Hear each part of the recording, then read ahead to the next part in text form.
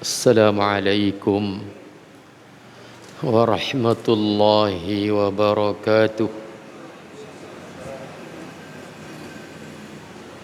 Innal hamdalillah nahmaduhu wa nasta'inuhu wa nastaghfiruh wa na'udzu billahi min syururi anfusina wa min sayyiati a'malina. Man yahdihillahu fala mudilla lahu wa man yudlil fala hadiya lahu. Ashhadu an la ilaha illallah wahdahu la syarika lah wa ashhadu anna Muhammadan abduhu wa rasuluh. Allahumma salli wa sallim ala Muhammadin wa ala alihi wa ashabihi wa man tabi'ahum bi ihsanin ila yaumiddin. Amma ba'du, fa inna asdaqal hadith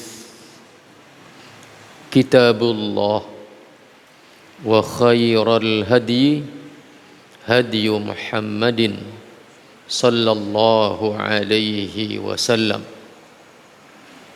wa syarrul umuri muhdatsatuha wa kullu muhdatsatin bid'ah wa kullu bid'atin dhalalah wa kullu dhalalatin finnar. Saudara-saudaraku, para bapak, para ibu, hadirin, hadirat, ikhwatal iman yang saya muliakan, hafizakumullahu wa ra'akum. Alhamdulillah, kita panjatkan puji syukur kehadirat Allah Subhanahu wa taala atas segala nikmat yang telah Allah karuniakan kepada kita semua. Selanjutnya salawat dan salam kita mohonkan kepada Allah Subhanahu wa taala agar senantiasa dilimpahkan dan dicurahkan kepada junjungan kita Rasulullah Nabi Muhammad sallallahu alaihi wasallam beserta keluarga beliau, para sahabat beliau dan orang-orang yang mengikuti mereka dengan baik sampai hari kiamat nanti. Saudaraku, para bapak, para ibu, ikhwatal iman yang saya muliakan, a'azzani Allah wa iyyakum. Kita kembali bersama Mukhtasar Jami'il Ulumi wal Hikami karya Al-Imam Ibn Rajab Al-Hambali rahimahullah. Dan bagi antum yang pegang kitab, sekarang kita berada di halaman 66. Halaman 66, alinea pertama. Paling baik. Bismillahirrahmanirrahim. Qala al-musannifu rahimahullah. Kata beliau, wa kana sallallahu alaihi wasallam, dan adalah Nabi kita yang mulia Nabi Muhammad sallallahu alaihi wasallam li syiddati hayaihi, karena sangat pemalunya beliau, la yuwajihu ahadan, beliau la yuwajihu, tidak berhadap-hadapan, tidak menghadap-hadapi seseorang, bima yakroh, dengan apa yang beliau benci. Beliau tidak berani, tetap tidak saking pemalunya beliau, ketika ada orang lain yang melakukan sesuatu yang beliau tidak suka, beliau tidak menatap matanya. Bal tu'raful karohah, dari mana orang-orang tahu beliau sedang marah? Tu'raful karohatu fi wajhi, muncul gejala, nampak bahwa beliau marah itu nampak dari wajahnya, raut mukanya. Tapi beliau tidak pernah melotot ke orang yang beliau marah. Beliau tidak pernah melotot marahnya kepada orang yang beliau benci.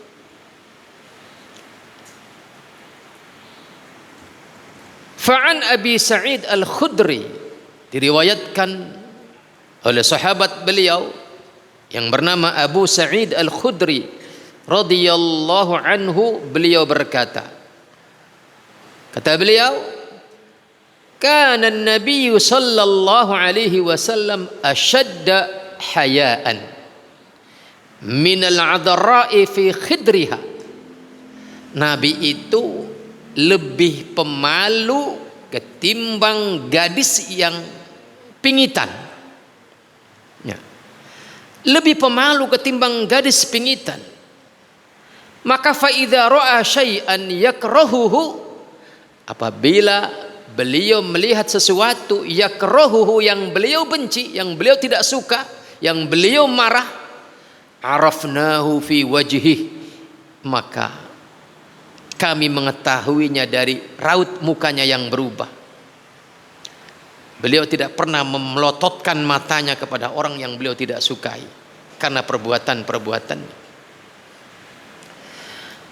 Maka lihatlah peristiwa berikutnya. Kata Al-Imam Ibn Rajab Al-Hambali rahimahullah, walamma ballaghahu Ibnu Mas'udin qaul al-qail, suatu ketika Al-Imam Ibnu Mas'ud radhiyallahu anhu ballaghahu, mengadukan kepada Rasul ucapan seseorang, di mana orang itu mengatakan hadhihi qismatun ma urida biha wajhullah. Kata lelaki ini mengomentari apa yang dilakukan oleh Rasul, tidak di hadapan Rasul, artinya menggibah Rasul. Kata lelaki ini, ma hadhihi qismatun ma urida biha wajhullah. Model pembagian Nabi ini jelas, ini tidak ada keadilan di dalamnya. Jelas ini dia bukan sedang mencari wajah Allah. Ini kalimat, Pak Bu, muncul dari seorang kaum Ansar tatkala selesai perang Hunain. Jadi perang Hunain itu perang antara kaum muslimin yang berjumlah 12.000 pasukan melawan kabilah Hawazin dan kabilah Thaqif, kabilah besar. Ya. Sebab terjadinya peperangan ini adalah setelah Fathu Makkah, ya. Setelah 8 tahun Nabi mukim di Madinah, kemudian Nabi kembali menguasai Makkah. Maka suku-suku besar di sekeliling Makkah mereka marah, mereka tersinggung. Makkah dikuasai oleh kaum muslimin. Dan kabilah terbesar adalah Hawazin dan Thaqif. Mereka bersekutu untuk menyerang kaum muslimin. Terjadilah peperangan. Orang kafir musyrik ini dipimpin oleh Malik bin Auf, seorang yang pemberani dan urakan, dan beliau menetapkan strateginya apa dalam peperangan ini. Sang Malik bin Auf, pemimpin kaum musyrikin yang datang dari suku atau kabilah Hawazin ini, yang didukung oleh suku Thaqif, dia menetapkan strategi peperangan dengan cara apa? Seluruh orang dari dua kabilah ini wajib berangkat ke medan peperangan. Tidak hanya lelakinya, tetapi wanitanya, bahkan hartanya bawa semuanya. Apa yang dia inginkan? Karena dia punya prinsip, orang itu akan takut kalau kehilangan kehormatan istrinya atau keluarganya, dan akan takut kalau kehilangan hartanya. Seolah dia ingin mengatakan, kalian jangan lari dari medan perang ini, karena harta kalian di sini, anak-anak kalian di sini, istri-istri kalian di sini. Kalau kalian lari dari medan perang, artinya kalian sama dengan meninggalkan harta kalian, meninggalkan istri kalian, meninggalkan anak-anak kalian. Strategi ini ditolak oleh pentolan Thaqif, tetapi dia tidak peduli. Ya. Dia maju dengan membawa seluruh warga dua kabilah ini dan seluruh anak istrinya dan seluruh hartanya. Saudaraku ikhwatal iman, peperangan ini direkam oleh Allah Subhanahu wa taala di dalam Al-Qur'an surat At-Taubah ayat 25, di mana kata Allah, laqad nasarakumullahu fi mawatin katsirah wa yawma hunainin idh a'jabatkum kathratukum falam tughni ankum syai'a wa daqat 'alaikumul ardu bima rahubat thumma wallaitum mudbirin. Di awal peperangan Hunain ini, pasukan muslimin yang berjumlah 12.000, 10.000 dari kalangan Ansor, 2.000 dari warga Makkah. Mereka apa? Ujub dengan jumlahnya yang besar, berkoar-koar pasti menang. Tapi kemudian ternyata apa? Kata Allah, falam tughni ankum syai'an idh a'jabatkum kathratukum falam tughni ankum syai'a. Ketika kalian bangga dengan jumlah kalian yang besar itu, ternyata tidak memberikan manfaat apa-apa buat kalian. Bahkan kalian lari tunggang langgang dari medan peperangan Hunain itu. Jadi di awal peperangan ini, kaum muslimin hampir kalah, menelan kekalahan yang telak. Mereka kocar-kacir tunggang langgang dikejar oleh pasukan tempur dari suku Hawazin dan Thaqif. Tapi kemudian Allah membalikkan keadaan, ya, dengan mengirimkan pasukan. Ya, kata Allah, "Tsumma anzalallahu sakinatahu ala rasulihi wa 'alal mu'minin wa anzala junudan lam tarauha." Kemudian Allah menurunkan ketentraman pada Rasul dan kaum muslimin di medan peperangan itu, dan Allah menurunkan pasukan yang tidak kalian saksikan, yaitu dari kalangan para malaikatnya. Maka kemudian keadaannya berbalik, kaum muslimin mengalami kemenangan yang gilang gemilang, bahkan mendapatkan ghanimah yang luar biasa besarnya.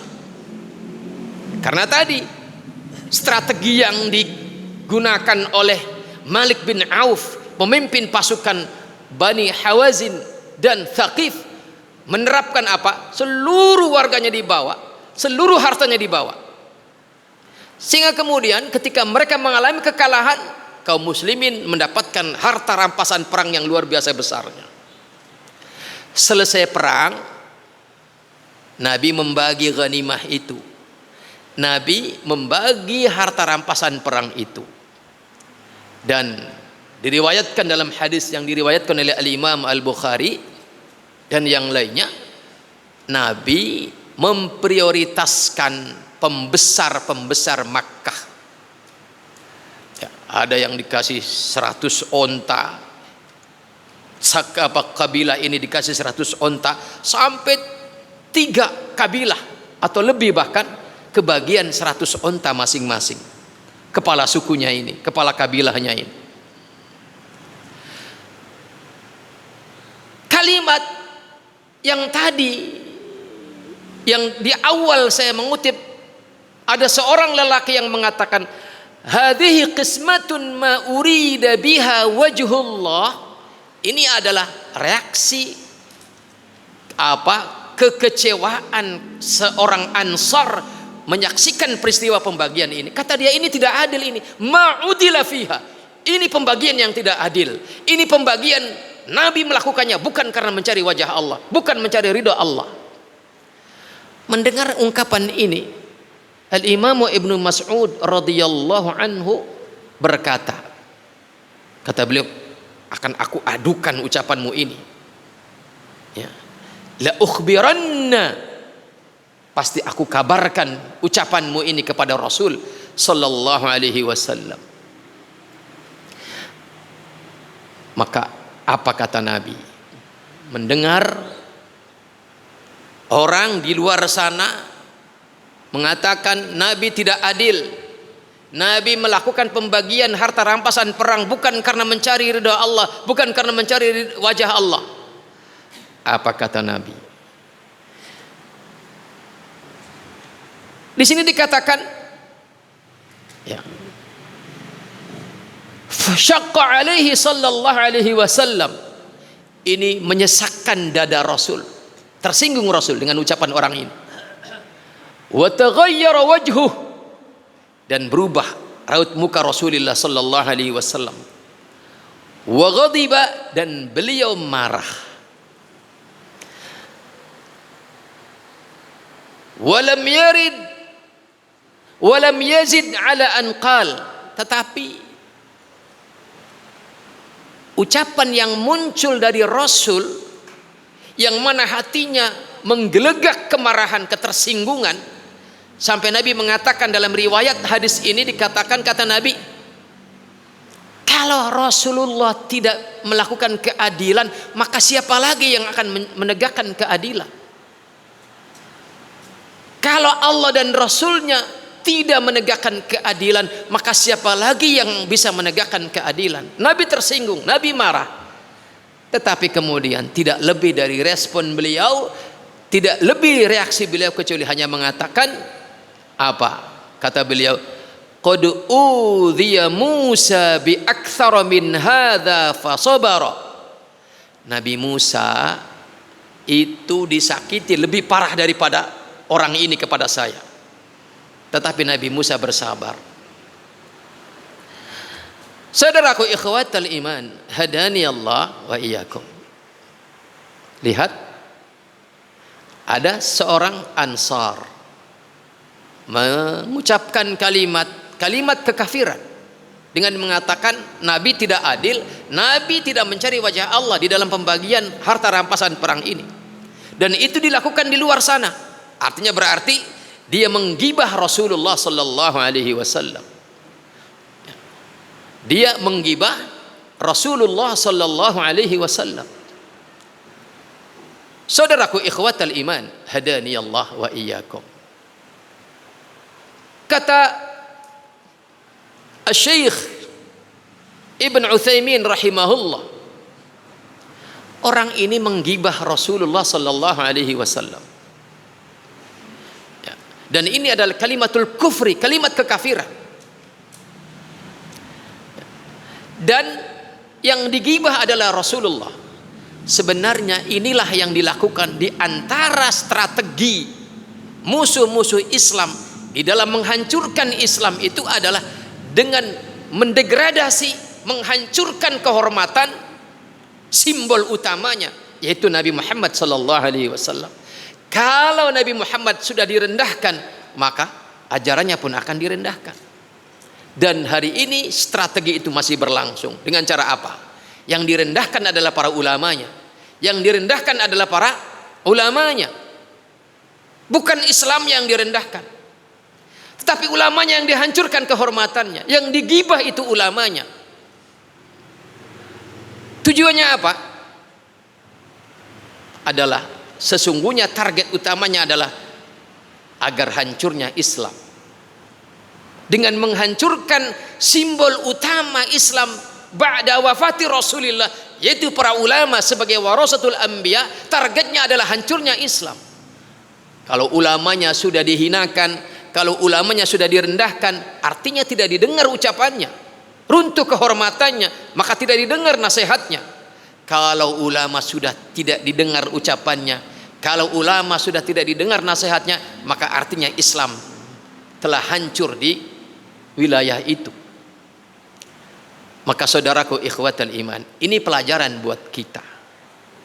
Jangan sampai kita menggibah ulama-ulama kita. Jangan sampai kita menggibah ustadz-ustadz kita, simbol-simbol integritas keislaman. Jangan sampai kita menghancurkan kemuliaan mereka. Kenapa? Karena ketika Allah Subhanahu wa taala berfirman, ya ayyuhalladzina amanu ijtanibu katsiran minadh-dhanni inna ba'dadh-dhanni itsmun wa la tajassasu wa la yaghtab ba'dukum ba'dha. Kata Allah, wahai orang-orang yang beriman, jauhi oleh kalian prasangka-prasangka buruk. Karena apa? Karena sebagian prasangka itu adalah dosa. Wala tajassasu, dan janganlah kalian melakukan tajassus. Apa tajassus itu? Memata-matai, mencari-cari tahu kesalahan orang lain. Kemudian kata Allah, wala yaghtab ba'dukum ba'dha, dan janganlah sebagian kalian menggibah sebagian yang lainnya. Jangan tajassus, mencari-cari kesalahan orang lain untuk kemudian dijadikan ghibah sesama kita. Kata Allah selanjutnya, ayuhibbu ahadukum an ya'kula lahma akhihi maitan fakarihtumuh. Apakah kalian suka memakan daging bangkai saudara kalian?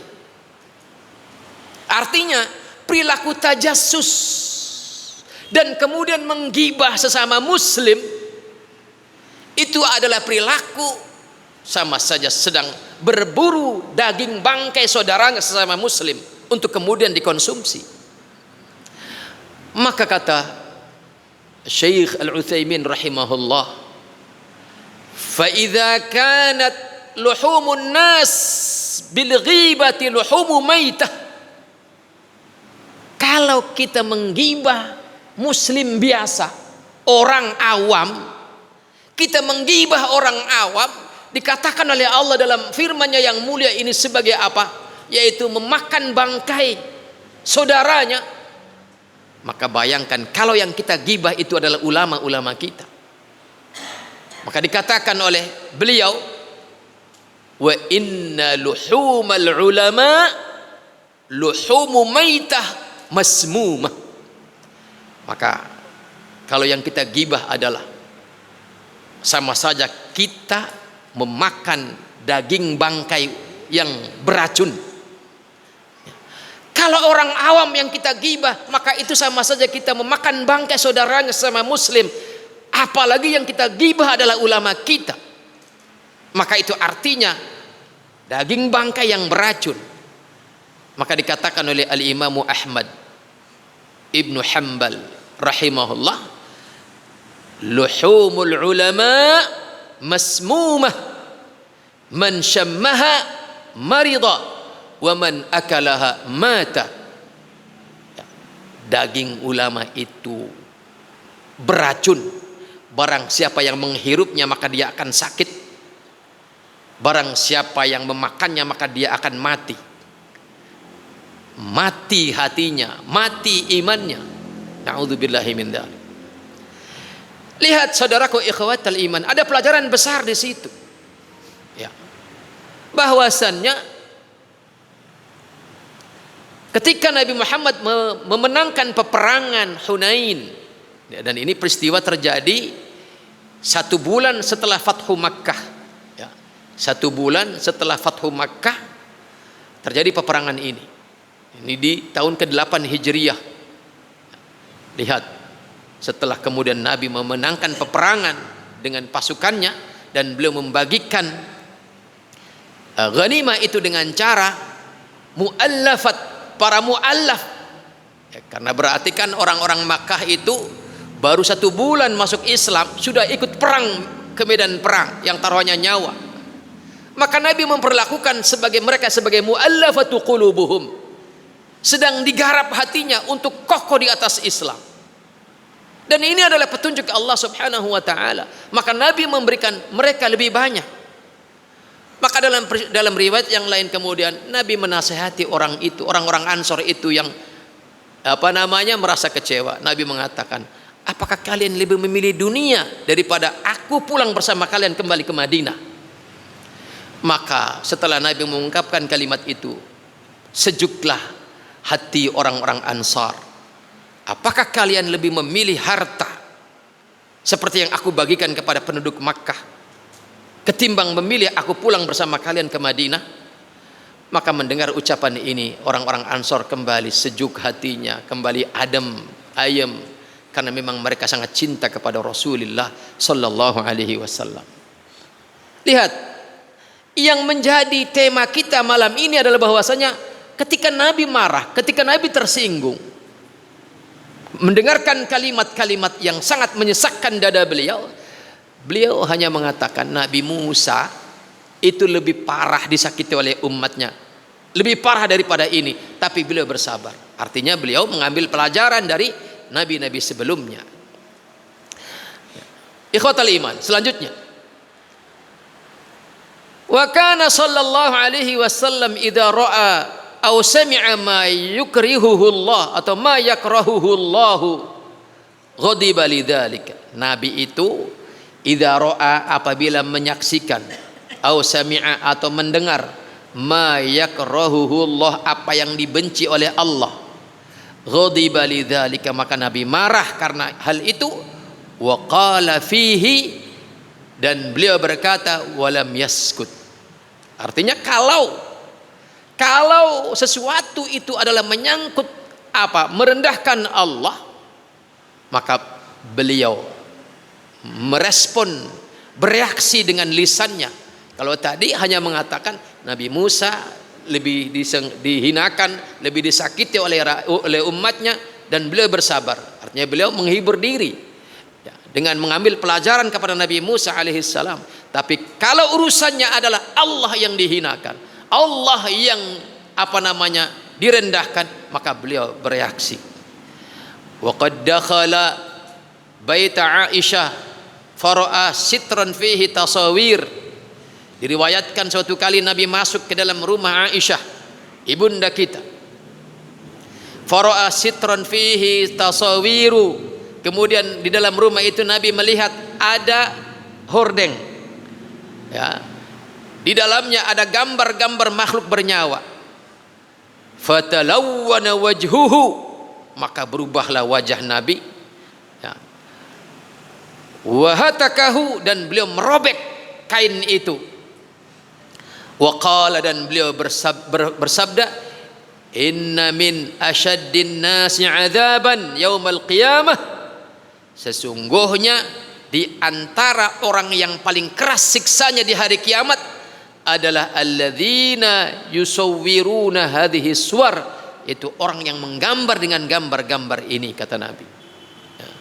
Jadi di rumah kita jangan ada gambar-gambar makhluk hidup, ya, karena ini akan mendatangkan azab, termasuk azab yang paling keras di hari kiamat nanti ditimpakan kepada orang yang seperti itu.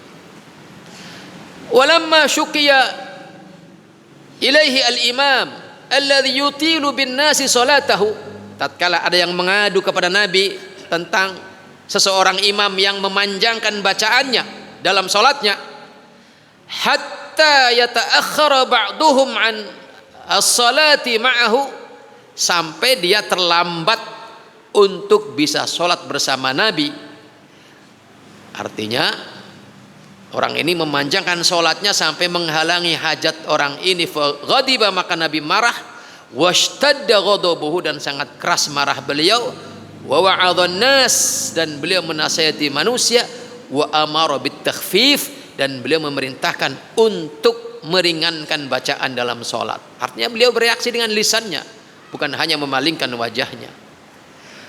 Wa kana min du'aihi sallallahu alaihi wasallam, adalah di antara doa beliau, as'aluka kalimatal haqqi fil ghadabi war ridha. Kata Nabi, wahai Allah, aku meminta kepada engkau ucapan yang hak, fil ghadab, baik dalam keadaan marah, war ridha, maupun dalam keadaan ridha. Wa hadza azizun jiddan, kata Syekh Al-Imam Ibn Rajab Al-Hambali, ini adalah berat sekali. Wa hadza azizun jiddan, bisa berkata yang hak baik waktu marah maupun di waktu ridha, ini perkara yang berat. Wa huwa annal insana la yaqulu siwal haq, yaitu bahwasanya seseorang tidaklah berkata kecuali yang benar, sawaun ghadiba aw radiya, baik dalam keadaan marah ataupun dalam keadaan ridha. Fa inna aktsaran nas idza ghadiba, padahal kebanyakan manusia idza ghadiba, tatkala sedang marah, la yatawaqqafu fi ma yaqul, dia tidak berhenti di dalam apa yang dia ucapkan, nyerocos terus sampai kemudian dia terperosok ke dalam kalimat-kalimat yang batil. Ini lumrahnya orang sedang marah. Maka Nabi Muhammad sallallahu alaihi wasallam di antara doanya adalah minta kalimat yang hak, kalimat yang benar, baik dalam keadaan, jangankan dalam keadaan ridha, bahkan dalam keadaan marah pun Nabi meminta kepada Allah agar dibimbing, agar diberi taufik untuk tetap mengucapkan kalimat yang hak. Saudaraku ikhwatal iman, hadani Allah wa yakum. Kemudian yang tidak kalah pentingnya adalah apa? Yaitu al-hadharu minal kalami indal ghadabi. Hati-hati, waspadalah dari berkata saat sedang marah. Hindari ngomel-ngomel tatkala sedang marah. Kenapa? Lihat dalam riwayat yang diangkat oleh Al-Imam Ibn Rajab Al-Hambali rahimahullah, kata beliau, anin Nabi sallallahu alaihi wasallam, dari Nabi Muhammad sallallahu alaihi wasallam, annahu akhbara, bahwasanya beliau Nabi Muhammad sallallahu alaihi wasallam menceritakan peristiwa an rajulaini, tentang dua orang lelaki, mimman kana qablana, dari kalangan kaum terdahulu. Nabi bercerita kaum terdahulu ada dua orang lelaki bersaudara, bersahabat. Kana ahaduhuma abidan, yang satu ahli ibadah. Wa kana al-akharu, sedangkan yang satunya lagi musrifan ala nafsi, yakni berlebihan di dalam perilakunya, yaitu melampaui batas syariat, jadi ahli maksiat maksudnya. Maka fakana al-abidu ya'idhuhu, maka yang ahli ibadah ini menasehatinya. Dan ini wajar dan bahkan harus kita menyaksikan kawan kita, apalagi itu saudara kita, apalagi itu satu majelis dengan kita, dia melakukan kemaksiatan, kemudian kita tegur, kita nasihati, itu bagus dan bahkan ini yang seharusnya dilakukan. Fala yantahi, ternyata sudah dinasehatin nggak mempan si tukang maksiat ini. Fara'ahu yauman ala dzambin ista'zamahu, besoknya lagi si ahli ibadah ini melihat kawannya ini sedang bermaksiat, melakukan dosa yang sangat besar menurut versi ahli ibadah ini. Faqala, dia marah, kemarin sudah dinasehatin, kemarin sudah diomongin, kemarin sudah dikasih tahu. Berhentilah engkau bermaksiat, bertakwalah kepada Allah. Hari ini saya dapatin kamu maksiat lagi.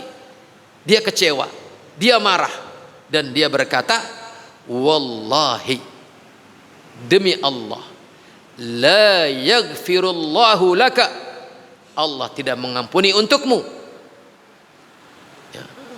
Maka dalam riwayat yang lain dikatakan, kata Nabi, Allah berfirman, man dalladhi yata'alla alayya anni la aghfiruh. Siapa dia orangnya yang bersumpah atas namaku bahwasanya aku tidak mengampuni dia? Maka kata Allah, Allah aku ampuni dia dan aku runtuhkan amalannya. Faghafarallahu lil mudhnib, Allah ampuni pendosa ini, wa ahbata amalal abid, dan Allah runtuhkan amalan si ahli ibadah ini. Gara-gara marah, kemudian dilanjut dengan omongan yang berlebihan. Al-Imam Ibn Rajab Al-Hambali mengutip komentar daripada Abu Hurairah tentang riwayat tadi di atas, kisah nyata yang diangkat oleh Rasul. Apa kata Abu Hurairah radhiyallahu anhu? Kata beliau, laqad takallama bi kalimatin aw baqat dunyahu wa akhiratahu. Laqad takallama, sungguh dia telah berkata, bikalimatin, dengan satu kalimat, au baqat dunyahu, yang menghancurkan urusan dunianya, wa akhiratahu, dalam urusan akhiratnya. Fakana Abu Hurairah yuhadzirun nasa an yaqulu mithla hadhil kalimah fi ghadab. Maka Abu Hurairah memperingatkan manusia agar jangan sampai berkata seperti ungkapan ahli ibadah ini terhadap saudaranya ketika sedang marah. Kata Al-Imam Ibn Rajab Al-Hambali, fahadha ghadabun lillah. Kemarahan ahli ibadah tadi terhadap saudaranya yang tukang maksiat, kemarahan karena Allah. Fahadha ghadabun lillah. Ini kemarahan karena Allah. Thumma takallama fi hali ghadabihi lillahi bima la yajuz. Tapi kemudian dia mengucapkan kalimat di saat dia marah karena Allah. Ingat, marah karena Allah itu terpuji, ya. Tapi di sini ketika dia sedang marah karena Allah, dia mengucapkan kalimat yang tidak boleh, mestinya tidak boleh dia ucapkan. Dan wahutima 'ala Allah bima la ya'lam, wahatama 'ala Allah, dan dia memastikan tentang Allah padahal dia tidak tahu, sampai dia mengatakan, wallahi la yaghfirullahu laka, demi Allah, Allah tidak akan mengampunimu. Ini artinya orang memponis sesuatu tentang Allah padahal dia tidak tahu. Maka fa ahbatallahu amaluh, maka Allah luluh lantakkan amalan orang itu, ya. Maka kata Al-Imam Ibnu Rajab, fa kaifa biman takallama fi ghadabihi li nafsihi wa mutaba'ati hawahu bima la yajuz. Maka bagaimana jika orang itu marah karena urusan pribadinya? Marah karena Allah saja, gara-gara melanjutkannya dengan kalimat yang tidak benar, hancur urusan dia, urusan akhiratnya. Maka bayangkan kalau ada di antara kita manusia marah karena urusan pribadi, ya. Marah karena urusan pribadi, entah urusan sengketa apa atau sengketa apa, kemudian mengucapkan kalimat-kalimat yang berlebihan, yang senada dengan kalimat orang tadi yang mengatakan, wallahi la yaghfirullahu laka, demi Allah, Allah tidak akan mengampuni engkau. Maka bayangkan apa yang akan menimpa orang itu kalau marah karena Allah saja, kemudian direaksi dengan kalimat yang tidak benar, menyebabkan hancur amalannya. Bayangkan kalau kita marahnya bukan karena Allah, tetapi karena marah atas ketersinggungan pribadi, kemudian mengucapkan kalimat-kalimat yang senada dengan itu, maka lebih pantas untuk diluluh lantakkan amalannya di hadapan Allah. Selanjutnya Al-hadharu minad du'a'i bil ithmi indal ghadab. Selain hindari berkata apalagi berlebihan saat marah, juga jangan sampai berdoa dengan doa yang mengandung doa dosa ya. Diriwayatkan an Imran bin Husain annahum kanu ma'an nabi sallallahu alaihi wasallam fi ba'di asfarihi, bahwasanya beliau Imran bin Husain dan para sahabat yang lain ya, para sahabatnya sedang melakukan safar bersama Nabi. Wa mra'atun minal ansar ala naqatin, dan di antara rombongan safar Nabi ini ada seorang wanita yang menunggangi seekor onta. Fadhajirat, kemudian perempuan ini mengalami kepenatan yang luar biasa, penat luar biasa, dan kemudian ontanya berjalan yang mengganggu dia, memperburuk psikologi dia. Kemudian perempuan ini mengucapkan kalimat, yaitu apa? Kalimat laknat kepada onta. Fala'anatha, perempuan ini melaknat ontanya. Berarti ini dia sedang marah, marah karena keadaan, marah karena pegelnya safar, atau kalau kita marah karena pegelnya pekerjaan, urusan rumah tangga atau urusan kantor atau urusan pasar, marah kemudian mengucapkan kalimat laknat kepada yang kita marah kepadanya. Lihat wanita ini marah karena kelelahan safar kemudian melaknat ontanya. Maka apa reaksi Nabi? Fasami'an Nabi sallallahu alaihi wasallam, Nabi mendengar laknat, ucapan laknat wanita terhadap onta ini. Apa kata Nabi? Faqala, maka beliau bersabda, khudhu mata'aha wada'uha. Kata Nabi, segera ambil itu barang-barang yang ada di onta, wada'uha, dan tinggalkan, turun, jangan dinaikin, ambil barang-barangnya, tinggalkan onta itu ya. Lihat ya, terhadap sesuatu yang dilaknat oleh doa-doa orang lain, maka Nabi memerintahkan kepada kita agar kita jangan ada di titik itu. Onta dilaknat oleh wanita ini, kata Nabi, ambil barang-barang yang ada di pundak onta itu dan turun, jangan dinaikin ya. Wa an Jabir qala sirna ma'a Rasulillah sallallahu alaihi wasallam fi ghazwatin, kami berjalan bersama Nabi dalam satu menuju medan peperangan. Wa rajulun minal ansari ala nadihin lah, dan ada seorang lelaki dari Ansar yang menunggangi onta sebagai pembawa perbekalan logistik berupa air. Fataladdana alaihi ba'du taladdun, dan kemudian apa namanya, onta itu berhenti berjalan, tertatih-tatih. Faqala lahu, maka si penunggang onta ini berkata kepada ontanya, sir, ayo cepat jalan, jalanlah engkau, la'anakallah, Allah melaknatmu. Faqala Rasulullah sallallahu alaihi wasallam, maka Nabi bersabda, inzil anhu, turun kamu dari onta itu.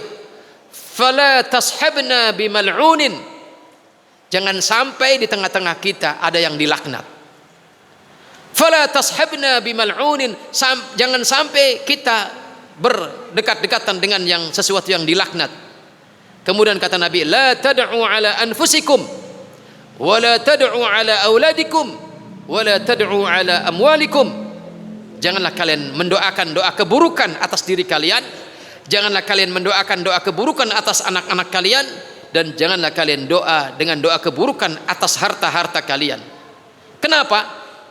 La tuwafiqu minallahi sa'atan yus'alu fiha ata fayastajibu lakum, karena dikhawatirkan di saat engkau mengucapkan doa itu, doa laknat kepada hartamu, ontakmu, kendaraanmu, anakmu, hartamu, saat engkau mendoakan keburukan karena kekecewaanmu, khawatir itu adalah di saat di mana diijabahnya doa. Kemudian Allah mengijabah doamu. Ini hikmahnya kenapa Nabi ketika melihat ada sahabatnya yang sedang marah, sedang kecewa kepada hartanya itu onta, kemudian dia mengatakan la'anakallah, kata Nabi, tinggalkan, jangan kau naikin, turun kamu. Ya.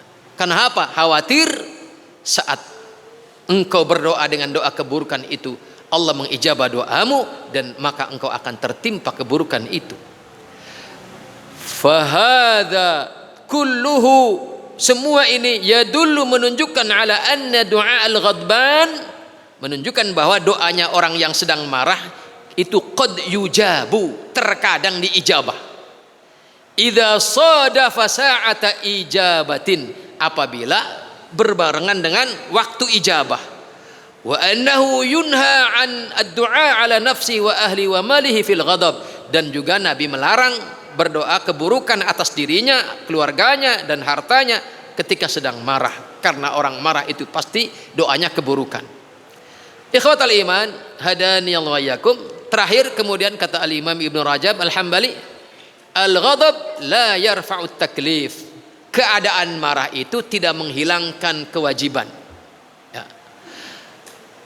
Di mana kata Nabi sallallahu alaihi wasallam, qaulun Nabi yang mengatakan idza ghadibta faskut, apabila engkau marah maka diamlah. Ini yadullu ala annal ghadban, ini menunjukkan bahwasanya orang yang sedang marah itu mukallafun, dibebani fi hali ghadabihi, di saat sedang marahnya itu bisukuti, diwajibkan untuk diam. Berarti orang marah itu ada kewajiban apa? Diam. Fayakunu hina idzin mu'akhadan bil kalam, berarti kalau dia enggak nurut larangan Nabi, yaitu dia tetap ngomel-ngomel, maka dia akan diperhitungkan di hadapan Allah kelak nanti di akhirat. Ya. Karena kata Nabi, idza ghadibta faskut, apabila engkau sedang ditimpa kemarahan maka jaga mulutmu, jangan sampai berkata. Ya.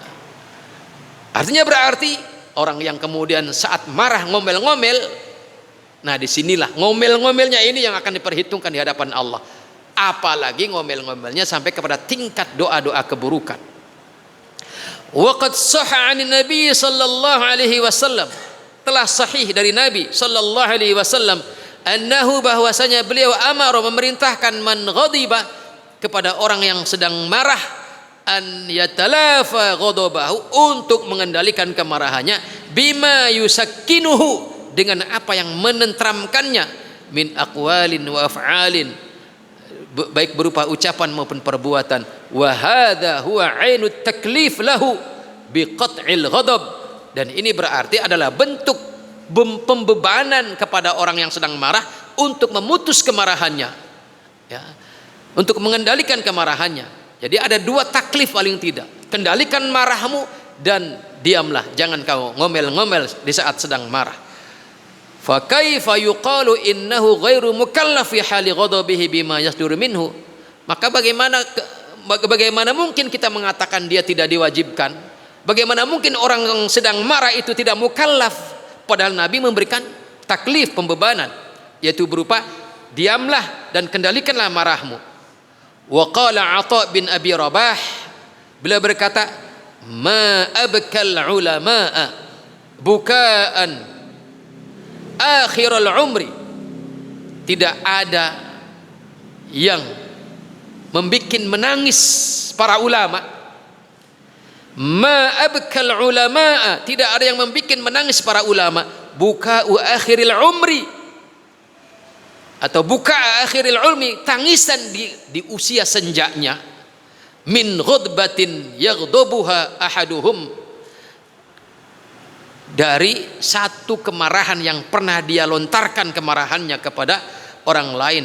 Fatahdimu amala khamsina sanah au sittina sanah au sab'ina sanah, maka satu kemarahan itu bisa meluluh lantakan amalan yang selama 50 tahun atau 60 tahun atau 70 tahun. Ini yang ditangisi oleh para ulama di usia senjanya. Dia menerawang ke belakang di masa remajanya. Kemarahan-kemarahan yang dia tumpahkan, dia tangisi di usia senjanya. Kenapa?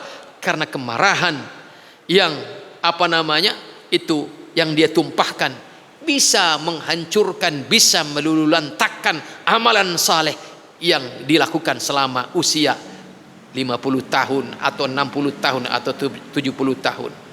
Artinya ini menjadi pelajaran buat kita. Kita belajar dari para ulama kita, di mana mereka di usia senjanya menangis karena takut jangan-jangan dahulu kemarahan yang saya tumpahkan itu akan menyebabkan luluh lantaknya amalan saya selama 50 tahun, atau di usia saya sekarang 60 tahun atau 70 tahun.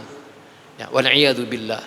Artinya jangan sampai ya tabiat manusia yang suka marah itu menyebabkan efek yang sangat luar biasa, yaitu apa? Luluh lantaknya amalan kita. Maka Nabi memberikan taklif kepada kita, kalau marah maka satu, kendalikan kemarahannya dengan mengupayakannya. Apakah kalau sedang marah saat sedang berdiri maka duduklah, kalau sedang duduk masih marah juga maka rebahanlah atau tidur miringlah.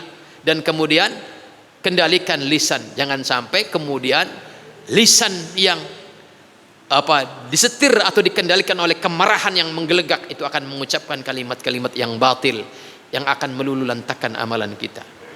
Semoga Allah menjaga kita semua dari kemarahan yang akan menjerumuskan kita kepada hancurnya amalan soleh kita. Padahal kemarahan itu sangat menyertai kita.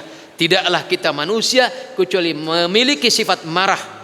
Maka semoga Allah melindungi kita semua dari kemarahan yang akan menjerumuskan kita kepada hancur leburnya amalan kita. Demikian, semoga bermanfaat. Insyaallah pertemuan depan kita membahas hadis yang ke-17. Subhanakallahumma bihamdika asyhadu an la ilaha illa anta astaghfiruka wa atubu ilaik. Assalamualaikum warahmatullahi wabarakatuh.